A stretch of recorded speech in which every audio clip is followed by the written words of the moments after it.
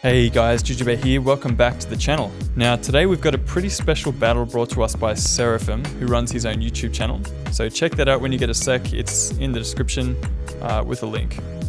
So this battle is one from the FIB, or Faction and Inheritance Battle Tournament, that Seraphim is also running at the moment. So big thanks to him for the co-commentary. Let's get into this. Alright, so first we're going to take a look at Prussian Prince's army coming as Armenia. Let's take a look at the infantry line. He's got a Kartli Axemen, 2, 3, 4, 5 Kartli Axemen.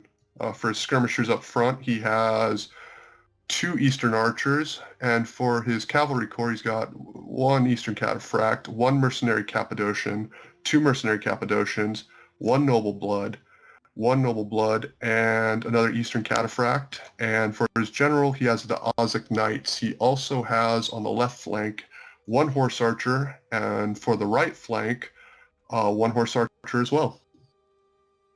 Nice. So it's a pretty strong elite kind of core build, hey? You've got like a lot of very strong cav and like some pretty like strong mainline infantry as well with those Kartlis. I agree. It seems like it'd be predicated on a charge right down the middle. A lot of really heavy cavalry. Yeah. So I'll just go over the other build over here. We've got 3 hillmen up the front as meat shields. We've got 1, 2. How many have we got? 3 thorax swordsmen and 2 silver shield swordsmen. So they're kind of intermixed. So I suppose the influence of those silver shield swordsmen covers both thorax swordsmen next to them. We've got Persian light archers behind them, 4 of them. We've also got 1 archer behind that line there. And bringing up the rear is a really powerful core of cavalry in the form of 4 Azar Knights. And right up the back there in the wings are 2 Eastern Spearmen. So pretty strong stuff. I guess both players have brought a very strong cavalry contingent and some pretty nice skirmishes as well from the Seleucids. Definitely. Looking at this kind of build, I mean, he would probably have, depending on what happens, he's probably got more specialized flanks out there, because he's got some meat shield units with those Eastern Spearmen and possibly those hillmen as well. Yeah, to tell you the truth, I never approved of the Eastern Spearmen as the meat shield, simply because they lack a precursor javelin. I'm not sure if that's true in Blade Balance 2.0, but any cataphract charge, any mercenary Cappadocian cav, and they'll insta-rout. They'll totally evaporate. Totally, because they're only medium spear infantry as well, so any impact damage is going to be pretty hard. I think it was like an extra 16% mass on each cavalry unit in the Blade Balance 2.0 as well. Oh, yes, that's right. And we're off. The game is underway. So I guess we've just got both players staring each other off a little bit. Bnollbnoll's going to start moving up through the village. Oh, yes. This is a nice map, though. I definitely agree, and it looks like they both want to come to an engagement as quickly as possible here. I see the Horse Archers moving up for Prussian Prince. I don't know how effective they're going to be. Do you reckon you could see any potential targets for those Horse Archers? Well, the Ozek Knights are a nice juicy target, but the speed at which Bnollbnoll's moving, and now Prussian Prince is matching him, I don't imagine that they're going to really have time to be effective unless they're used in late game. Actually, that's a fair point. If he holds them back, just for late game, picking off different units, they might be quite deadly in that respect. I agree. So a bit of a stare off at this point. It looks like Prussian Prince is trying to move around the flanks here, but that building's getting in the way on his right, or Prussian Prince's left flank there. So Bnollbnoll using the terrain to his advantage there, just covering his flank. Definitely. Looks like we got the Horse Archers taking some shots into the rear of the thorax swordsman here. Yeah, and they're gonna nice juicy target there too. Yeah. And we got an skirmish. See the range on those skirmishers? Yeah. Yeah, see the range on that? That's absolutely amazing to me, because it catches me off guard every single time I play. Totally. Yeah, here we go. So it looks like we're going for a 1-2 punch possibly. with the cavalry coming in first. Agreed. Cappers are on the way. Yep. And the noble blood And a cav. bit of a YOLO charge. Totally, yeah. Which is kind of what I expected from the build. Yeah. Right into the thorax. Oh yeah. Hillmen are not going to survive Ties that. up some of the skirmishers too. No, definitely not. Oh yeah, he's gotten through a little bit. The Hillmen are gone. Yep. And he's following up some Eastern Cataphracts out on the left flank. Going to wrap around with the Eastern Cataphracts on the right. They're Oh, nice cataphract charge into the thorax swordsman. totally. Oh, it looks good. So it looks like all of his charges have come off successfully so far. Agreed. This Eastern cataphract does take a jab volley from the hillmen. Definitely. Unfortunately. Probably paid for themselves already now. And we got the Azat Knights coming in. So these guys, it looks like he's just kind of setting them off on the edge, just making sure their area of influence is kind of reaching as many units as possible.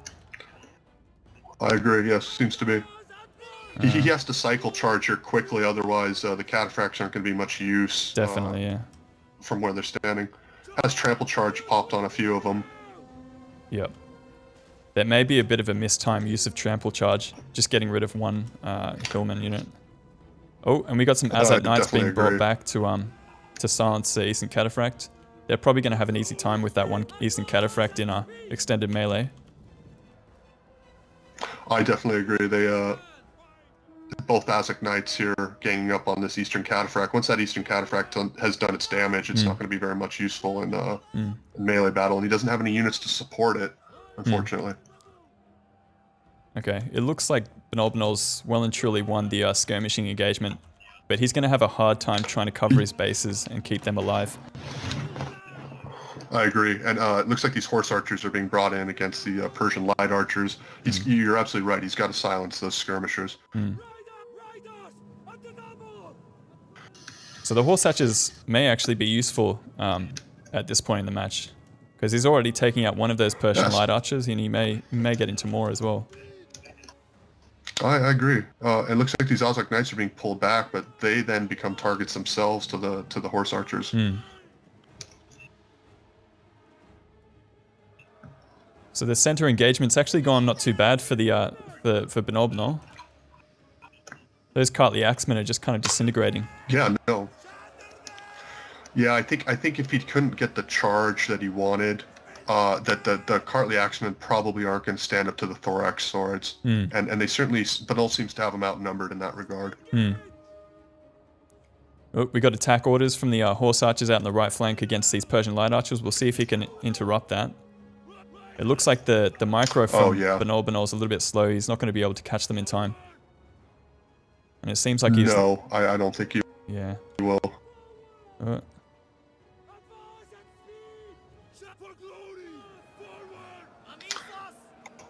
The Seleucid Looks like general. the Azak Knights are getting... No, please go on. Oh, you go. Oh, yeah, nice. So a nice rear charge there. Close to B. I'll do it. There we go. You want to take a look at how the units did overall? I'll take a look at Armenia. Looks like the general only had 12 kills. The Eastern Cataphracts had 7,409. The Cappadocians 59, but 0 on one of the Cappadocians. The Noble Blood Cav 96, but only 8 on one of them. The Horse Archers had 101, so the Horse Archer got the most kills other than the Eastern Cataphract. Totally. The Eastern Archers fell 9-1, but the Kartli Axemen did all right, but not comparatively. How about you take the Seleucids? Yep, so we're looking at the Silver Shield Swordsman. Almost 100 on both, so that's not too bad. I guess they were fighting up against some pretty decent units in these Kartli Axemen. These Thorax Swordsmen probably paying for themselves, getting a single XP chevron. We got Azad Knights all doing fairly well. We got Persian Light Archers all getting between 30 and 60 kills. That's not too bad for them units. Eastern Spearmen just kind of dissolving. Well, 24 kills on that one Eastern Spearman. That's all right. That's not too bad. Yeah, no, I wonder what it was attacking at that point. And then the Hillmen kind of, I guess, getting a couple of javelin volleys off on different targets. And the Archer getting 21 kills. So, I mean, I guess this build kind of worked out pretty well for him. But I guess bnollbnoll probably needed to have some kind of support to defend his skirmishes, because at the moment he was just using it as at Knights, which were probably needed for rear charges and that kind of thing. Yeah, I definitely agree. I think Prussian Prince brought an army to be a quick knockout, and when he didn't get that knockout against bnollbnoll, then just the numbers and the quality of the infantry overwhelmed Prussian Prince at that point. Anyway, good game from both players. That was pretty good to watch. Very entertaining. Yes, thank you both to Prussian Prince and bnollbnoll for entering the FIB. That's the faction inheritance battle. I really appreciate both of you joining, and I really appreciate being able to spectate and commentate on this game. So thank you very much to both players. So there we have it. Once again, big thanks to Seraphim for providing these tournament replays. I hope to repay the favor soon with the upcoming Risk tournament. Until then, we'll see you guys later. Thanks for watching. Jujubear signing out.